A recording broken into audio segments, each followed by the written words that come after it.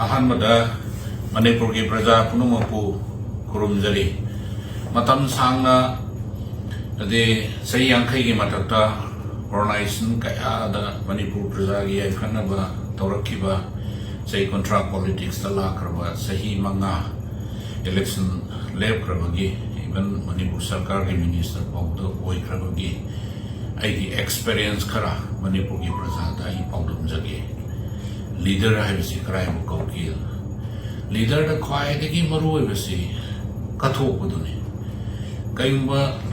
marai bok phadna leader oidraga su kathokpasi yaudradagi yamna kuina adi satte leader oibase adugi mathakta ani subada akhoi yamna masana ngangbo wase adi chumbalan base akhoi isana khangje ba aina ngangi wase sumina tragala lese aran bo wase nganga de self confidence aini isani sabu thazaba simbangai adoi targadi prajana su aina ngangi wase thazarde aduna prajagi thazaba laitragadi lusingmuna matam sanga lusingbo oina leibak ngakpada aruba lai adugi mathakta leaders ki yamna committed oigadabani ngangi wase sama ngak asatpa aduga thamoi sengba laiba coalition se yamna nungsina loinaba aduga moigi awan waida share tawba tritan tawda kihandaba ai leader ni haidana tawraga namthabagi mona tawbase tawragadi masana leadership ki mayokta report adum lakbasi mau sani leader ki quality magundi mayam ama laikre sumna tender khar ka thamjabagi wari ni aduna hojikse Manipur ki maroina sel thungi philum yamna phatte ai haukiba gari phumba amada so aina thamgre lupa crore lising mayama deficit satana soklor laudana adudagi interest mayama akoi sarkar agi budget ki pesa dagi kakpa adone mi khudimukta sendol lupa lising humphutro ki matakta tona laibasina maram oidana hojik se halamal singi pension na chingba kopa gratuity commutation leave salary amat tapi bangamte adugi mathakta yamna laibak thiri de ko honorable MLA singsi amwan hona jara election si mai palak pani karak pani adu mayam praja sing khangbiyo thakse phanganda ade matpa aduga loina na akoi yam sing haragati akoi siamen oibase maroina house the by convention the government get part of government oibina house the any question hamwayati kendra ki wangang wayati laibaki issue mama pukhaning bodusu akoi pukhat pangamde adi yamna cham na ita pang MLA madona maron thokdana laibagi type ta koi praja sina koi bulana urapa somda ju kaimata tawamdaba somda ju adi as a representative akoi dawda di assembly house ya so matik maru oigre maduda saru yarga laibaki issue da khanabada aigi oiba opinion share to wese amna tangai phadena khanjaba misakama khame adu chairman orbunina madu masu tawamde aduna Manipur tourism koi Shyam Manipur Tourism Corporation Limited ki chairman oina ade piba matamdu da nungdang du da smai tawdana MLA sing Shyam pi ga ne kawda ai chakhidi maramdi ai samakti Manipur da ND ke government lakringa da 2014 da khwaidagi ahanba MLA oina ai opposition da phamdi Ramvilas Paswan na opposition da phamo haidana aduga minister su orbanina ai status ai integrity de sokunina ai sallaga hariba order do lawdi lamsangi honorable MLA Rajena ai ngonda order do aina pore nang lawsallo haidana ahumlak marilak hairaba matungda ai office da no masakhi office da salamu matungda adi infrastructure bi kyam lai tara manga gumba lai ayamana akoi contract master role gumba oi sarkar gi moi deputation amani thare aduna paisa si moina project sai paisa ta nei aduga moina paikha le thawak si crore lising da paisa ji adi thawak si paikhat pani aduga thabuk na police housing uma kai muda jama tok sandra ga deposit tawra thawak si afam marang khang amata tawda aduna moi jing si yenga ga leiba thabuk na moina pujarakwa paisa na moina tanaba aduga thabuk na atopa agency na pangthokpani aduga India da tourism corporation je most powerful corporation wari moi da paisa thada ba thabuk phajana tawhan ba chairman da rai pi ba corporation se afam marang khang amata tawda aduna moi jing si yenga ga leiba thabuk na moina pujarakwa paisa na moina tanaba aduga thabuk na atopa agency na pangthokpani aduga India da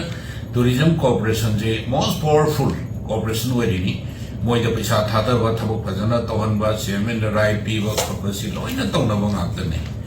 adu kaim da tawda ba aduga moi da engineer ani musuler ba finance officer ani musuler ba thabuk do Manipur praja ge interest da tourism potential Shyam leibani na aina sumyam ge thabuk da with sacrifice tawning mani na honorable Shyam na matam do da work agency je adi pi mani ra khana haibani aduga Manipur praja gi seba tawge haibada madu yagi de pirakhi de hanba ani subada akoi mafam taramari da hawiba na de tourism gi sangai festival tourism gi si pangthwe matamdu da silli ba langi ba kholi ba tourism ya koi da single knowledge le hande tawak sing tawwi su laite finance ki su laite akoi mi sing na pukchen na pe le pukchen da songi ado tawak du da yawi adi madu gi value laite ba single adi store lama piwa ngamba gi ai gi right like de adi useless chairman aduga aini yamna nungai ribana hayeng tourism gi festival hogada ba tang kun sida ai sazu han matam hoisalabani sahi yamabani adu matam du da aina letter ga tunglam sat ki damakta aduga Manipur sangai festival si han explore over namna bagi wakhalon da se hapta kangju bungi ining tho na MP na Rai Sabagi lamtha biraga moirang bo se 50 km ne sangai ni pa aduga trong lo bi da muk salaga 7 km ma kilometer yang khai tare adi cycle thawraga adi naharun mayam du tunglam sakki hoina adi cyclist mayam ma puni thawat poina ai chakki ayuk tu da koi moi mi chani pa mu se koi breakfast bi jai aduga fruit leraga bi trong lo bi da sak bi jai lakh taret kuma chane ado lakh ahum di advance hana piraga lakh mari do pikhat piyo pithok piyo na thagor kanda regretted na thare wonderful ado yamba crore me ama sanction do buduna tourism corporation ni chairman ne na khamanda ba power amata supi da ba ado isa yauna adi cycle thawdana adi kilometer yang khai tare thawr na harol punin thawat ba aina pro khamanda ba power amata supi da ba aduga isa yauna adi cycle thawdana adi kilometer yang khai tare thawra na harol punin thawat ba aina propose over paisa buna pirakhi da ba aina mitu da khangi corporation gi chairman ai boi ro gi mathau ta di tang kun ma thoi da tourism corporation gi adi title lauraga sangai festival hamdwe ji Kishan Reddy tourism minister lai ai phambam phangdi ai maning da phamni ada matam du da tourism gi commissioner na director da ingat pi chairman mathak da kokhalo ai bu khungoi na bugum thoki aduga single space pi bagi khodong cha ba imon da lai ki de miyam amang da yon bugum thoki next day tang kuni thoi da board da aina guest of honor warga governor na chief guest warga matamdugi sri honorable governor la Ganesh mana oidana aduga Resign honorable Shyam na to da idi matamdu da wa mani da war sungang na ba kauthora kadra na khallaga ai kauthora kidi matamdu da governor na aingon na hangi Shyam kai yore wa ngang de aina khonggi ngangan ni da ngangan ning da ba male ngangan dre yam phai ka sukai de aduna punchi sumaina adi yamna insang miyam mamang da phangboy na thokwa kaisu dai da pi da ba dai da sina da ba sumba department amagi chairman oina ai ijat yolaga leiba adui mathak da tourism gi thawak honorable MLA sina magi kendra da pangthong ningba aina kaisu mating pangmo ngam da ba aduga corporation gi chairman ni haidana ai kariya kata state ki kendra gi mayam amana festival lakpa kanda kai mamatang tawjage haibada aina tawbu ngamgi dawa aduna sumba title laitaba chairman gi corporation gi chairman oibase ai ngasidagi ai Toukhre kiela ai haiba resignation letter si ai ngaki matung namali office yoragani dear Sri N Birenji, I tender my resignation from the post of Chairman Tourism Corporation of Manipur Limited, as I have not been assigned any responsibility as a chairman. I don't know, I show it all the Pijare, Toukhre, Aduna, Aroibata, and the Sumba, Hamama Pai Ragasu, Party Tabak, Adu Manipur Prazagi Tabak, Hanasu Tauragalai, Kenragi Tabak Sindi. 21, 22, 23 was a Sikkim and the Sakars in a P3 MLA Sindi, Kotanga, Sakotang Tadawa. Aduna Maramwaidana, Koi, Kenragi Prazas in Sina,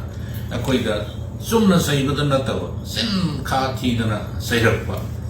and the MLA Magi, Oibagi Numaiva, Forotava, Sumba, Wawa, Mayamama, Akoi, was it Tenlari. Loina kari kumbakanda corruption gi wafam je ayama hai Manipur senja thumja laitri corruption senja thumja isdi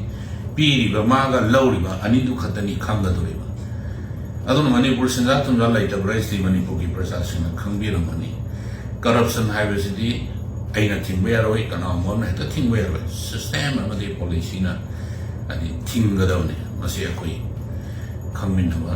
adi mathau tai aduga wafam amana koi yamna nungai ta ba haitare koi gi laiwai kraba sahi taret kunta bagi ipa ibu singda minam boina thokwa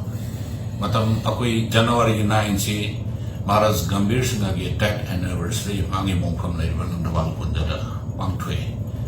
matam du da aisu mantri wari honorable Shyam na